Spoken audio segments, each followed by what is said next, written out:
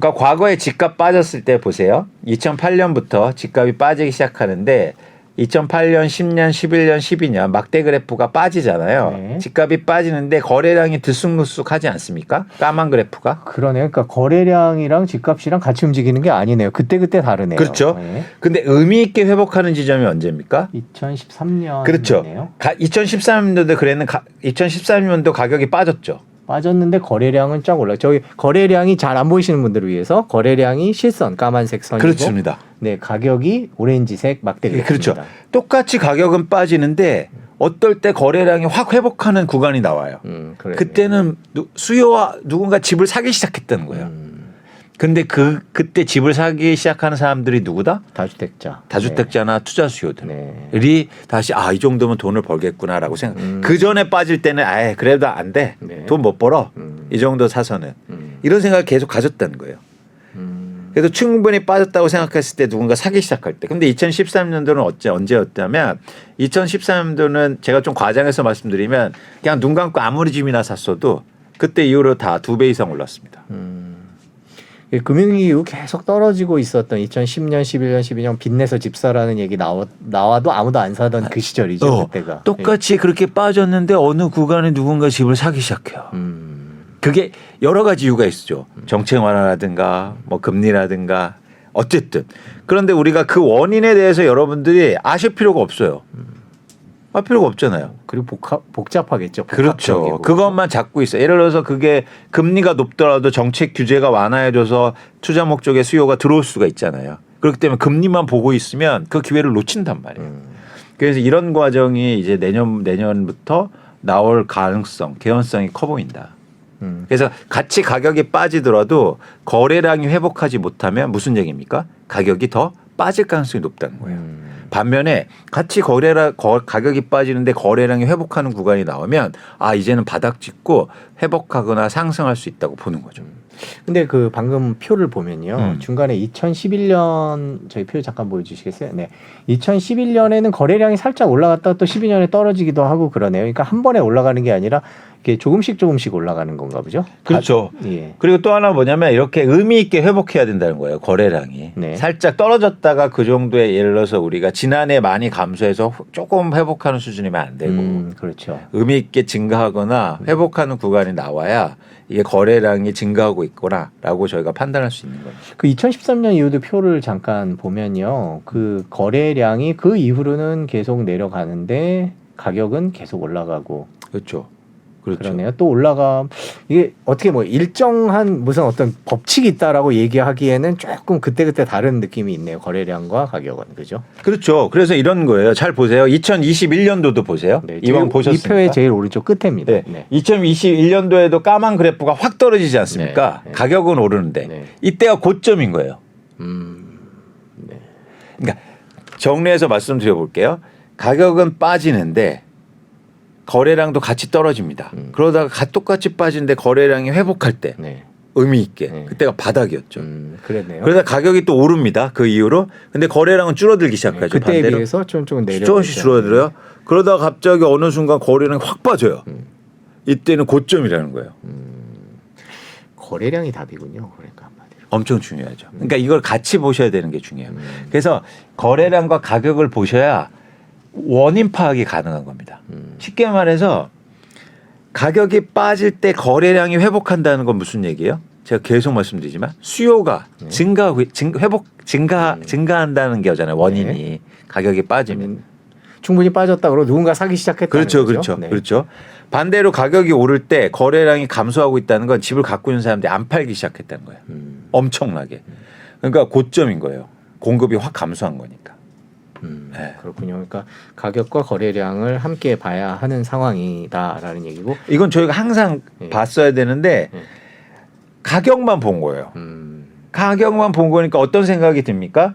2008년, 9년, 10년, 11년, 12년, 13년 계속 빠지니까 네. 어떤 생각이 드나요? 가격만 봤을 때는 더 빠지겠지. 그렇죠. 이게 뭐 10년간 빠지겠네. 이렇게 가서는. 그러니까 2012년에 확 빠지고 2013년도 빠지니까 더 빠지겠다. 그렇게 생각하는 게 그냥 그렇죠. 일반적이죠. 그렇죠. 네. 그래서 막 이때 신문 보시면 뭐 이제 장기 불황 왔다. 네. 또 일본처럼 간다 이런 거죠.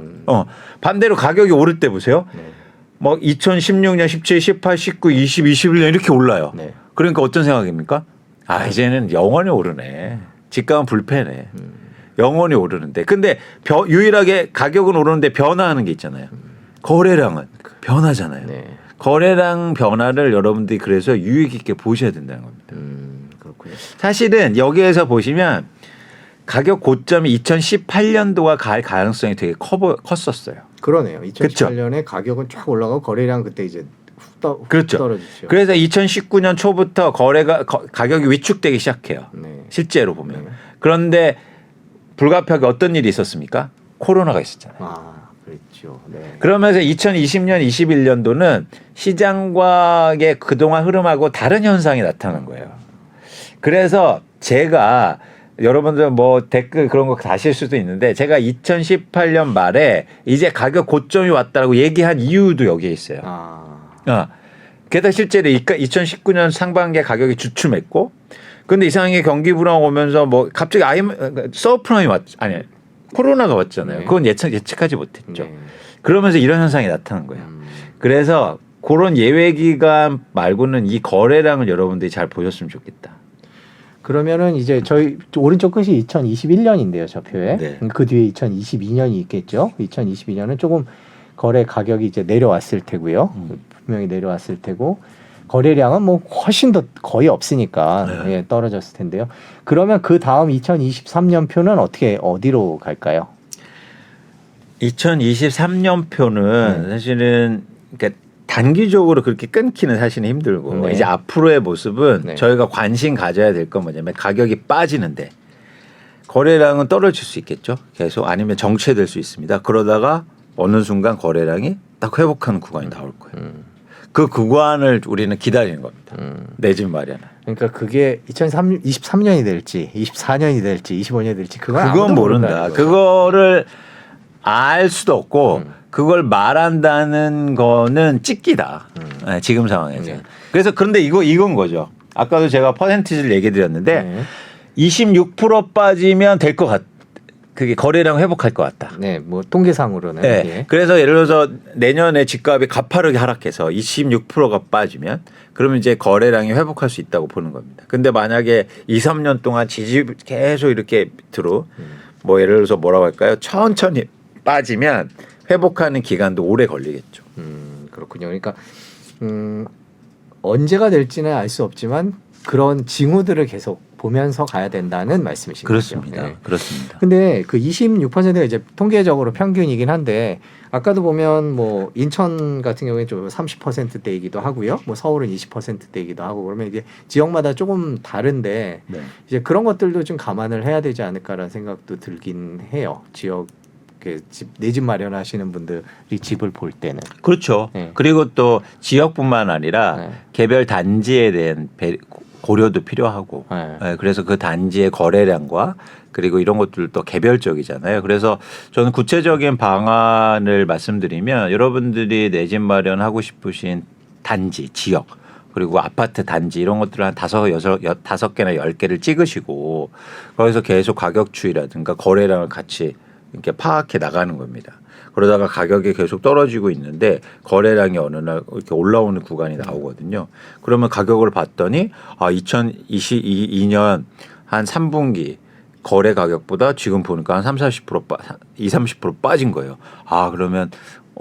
그러면 거래량이 회복하면 딱 맞네. 이렇게 해서 이제 내 집 마련하시면 좋으시겠다는 말씀을 드리는 겁니다. 그 거래량이요. 이제 올라간다라는 의미가 이제 아까 의미 있는 정도로 올라간다라고 말씀을 해주셨는데 그 판단하는 게 그렇게 쉽지는 않아 보여요. 예를 들어서 정부 정책이 뭐가 나오면 순간적으로 약간의 거래량이 늘 수도 있지 않을까라는 생각도 들거든요. 그 의미 있는 거래량의 증가라는 거는 어떻게 판단할 수 있을까요? 제가 숫자로 파악하면 최소한 4개월에서 6개월 이상의 어떤 회복세를 보여야 되고 그러니까 1, 2개월로 그쳐서는 안 되고 계속 거래량이 꾸준히 그렇죠. 증가하고 예. 그다음에 뭐 구체적으로 말씀드리면 여기서는 거래 회전율이라는 지표가 되게 중요한데 네. 예를 들어서 여러분들이 살고 계신 아파트 살고 싶으신 그리고 거주하고 싶으신 아파트 단지가 1000세대 정도 된다. 그럼 지금 1년에 그게 한 채에서 한 채 반밖에 거래가 안 돼요. 아니요, 죄송합니다. 10채에서 15채. 그래서 1%에서 1.5%거든요. 근데 그게 의미 있게 회복하는 구간은 한 4% 이상. 아, 4%. 그러니까 40채에서 뭐 50채 정도는 꾸준하게 증가해야. 그럼 1년 동안이니까 월별로 하면 뭐 4채, 5채 정도 이제 거래되네. 한 채도 안 되다가 이렇게 되면 그러면 이제 거래량이 회복하네. 이렇게 보시면 좋으실 것 같습니다. 네. 앞으로 서울은 한 23% 이상 빠질 가능성이 있다. 지금에서요, 아니면 고점에서요? 그러니까 정확히는 2022년 9월 기준. 9월 기준, 2022년 9월을 기준으로 하시는 특별한 이유는? 제가 이걸 작성할 때 네. 실거래 가격 평균 가격이 2022년 9월이 네. 나왔었어요. 네. 그래서 이 나온 시점에 이게 좀 실거래가 가격이 좀 늦게 나오거든요. 네. 근데 9월 가격이 나왔을 때 제가 추정해서 그때 산정했기 때문에 그게 기준 가격이 된 네, 겁니다. 2022년 9월 기준으로 해서 그 정도 떨어지면은 될 것 같다라고 말씀하셨는데, 그 많은 분들, 제가 궁금한 게 많은 분들이 이제 뭐 내년에 공급 물량 얘기를 하는데 뭐 서울은 공급 물량이 그렇게 많지 않다, 아니다, 그래도 그 정도면 많은 거다, 이렇게 공급 얘기를 조금 하세요. 그 분양이나 이런 얘기를. 그런 거에 영향은 어느 정도 있을 거라고 보세요? 그러니까 이게 공급에 대해서 여러분들이 오해를 하지 않으셔야 되는데, 공급은 건설사들이, 그러니까 집값에 영향을 미치는 공급은 건설사들이 공급하는 공급 물량이 아닙니다. 그러니까 집을 갖고 있는 사람들이 시장에 내놓는 매물의 양이에요. 네. 그래서 그런 차원에서는 뭐 건설사가 분양을 적게 해요, 이건 집값에 하등 영향을 미치지 못한다. 그래서 그런 측면에서는 제가 아까 말씀드린 것처럼 2023년부터는 매물이 증가할 수 있다. 그건 공급 증가거든요. 그래서 그런 공급 증가는, 가격에 영향을 미치는 공급 증가는 2023년부터 이루어질 수 있다. 특히 서울이나 수도권은 더 많아질 수 있죠, 공급이. 왜냐하면 투자 목적의 수요가 더 많았기 때문입니다.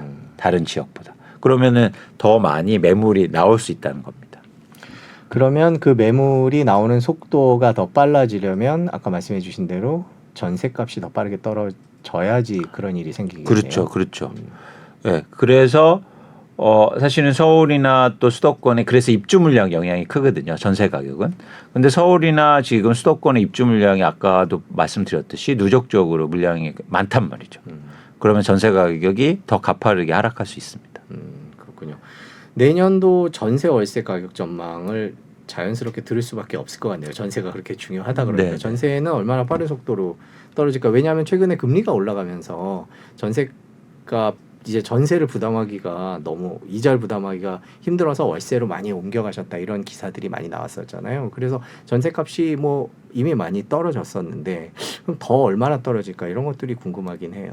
지금까지 전세 가격 떨어진 거는 말씀하신 것처럼 금리가 인상되니까 많은 분들이 전세 수요에서 월세 수요로 전환되면서 수요가 줄어드니까 전세 가격이 떨어진 효과가 크거든요. 근데 내년부터는 입주 물량 자체가 많기 때문에 그렇게 되면 전세 가격과 월세 가격이 같이 빠지는 겁니다. 그런데 그 하락폭이 굉장히 클 수 있다. 쉽게 말하면 여러분들 체감적으로는 한 지역의 입주 물량이 갑자기 1000세대가 들어오면 그 지역의 전세 가격이 훅 빠지잖아요. 그렇죠. 단기적으로. 공급이 많아지니까. 네. 단기적으로. 제가 일부 보니까 막 30-40%도 빠진 것 같아요. 속도로 보면. 그래서 최근에 강남 지역 같은 경우에 거의 20억대 중반의 전세 가격에서 갑자기 20-30%가 빠지고 있거든요. 그렇게 빠질 수 있는 거죠, 전체 지역이. 그런 추세는 내년에도 빠르게 이어질 거다, 이렇게 전망하고 계신 그렇습니다. 거죠? 네. 월세는 어떨까요? 월세도 마찬가지로 이제는 올해는 월세 수요가 많아지면서 올랐는데 입주 물량 자체가 많아지니까 월세도 가격이 빠질 수밖에 없는 겁니다. 네. 동반해서 빠지는 거죠. 그 아까 강남 얘기를 해주셨는데 내년도 강남 가격에 대해서 사람들이 강남도 더 큰 폭으로 빠질 수 있다, 뭐 이런 얘기들도 나오는데요. 그 강남 가격에 대해서는 어떻게 전망하세요? 그래서 강남 같은 경우에 내년에 입주 물량이 한 강남 9만에서 6,700호 정도 입주가 되는데 역대 최고 수준의 입주 물량이거든요. 그렇게 되면 전세 가격 빠지면서 전반적으로 매물도 증가하고 가격 하락폭이 있을 수 있죠. 그래서 강남도 예외일 수 없다고 보고 있습니다.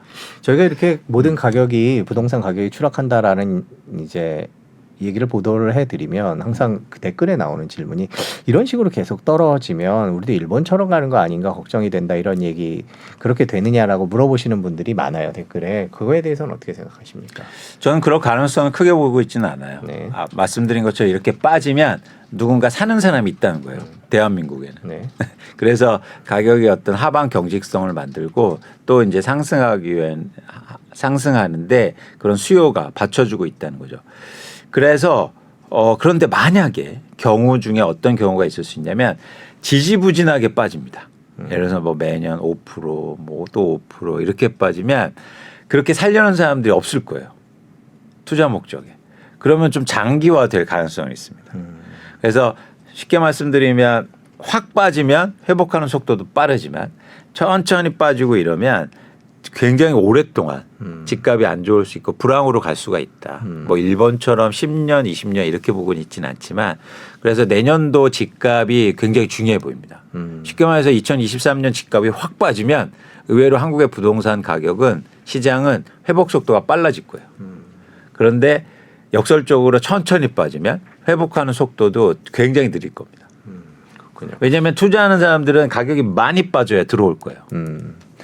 그 내집 마련 하시는 분들은 아무래도 바닥이 언제쯤일까가 궁금하시거든요. 그러면 그 바닥은 아까 말씀해 주신 대로 한 전국적으로 한 26% 정도 지난 9월에 비해서 26% 떨어지는 수준이면 거의 바닥에 가까울 것이다. 이렇게 보고 계신 그렇죠. 거죠. 네. 그런 시점에 거래량도 같이 회복하면 여러분들이 내 집 마련하기에 굉장히 좋은 시점이라고 보고 있습니다. 26% 떨어졌는데 거래량이 회복이 안 됐다. 그러면 어떻게? 그럼 이제 제가 틀린 거고 네. 더 빠져야 됩니다. 아, 그건 26%. 아니, 통계상으로 26이었던 거고. 네. 뭐 맞고 틀리고의 문제는 아닌 네. 거고. 그럼 더 떨어질 가능성도 있다. 그렇게 그렇죠. 봐야 그래서 되는 거죠. 거래량과 동반하여 네. 보셔야 되는 거고. 네. 근데 예를 들어서 20%가 빠졌는데 거래량이 회복해요. 네. 그러면 이제 그게 또 바닥인 거죠. 쉽게 말하면. 그럴 수 있겠군요. 네.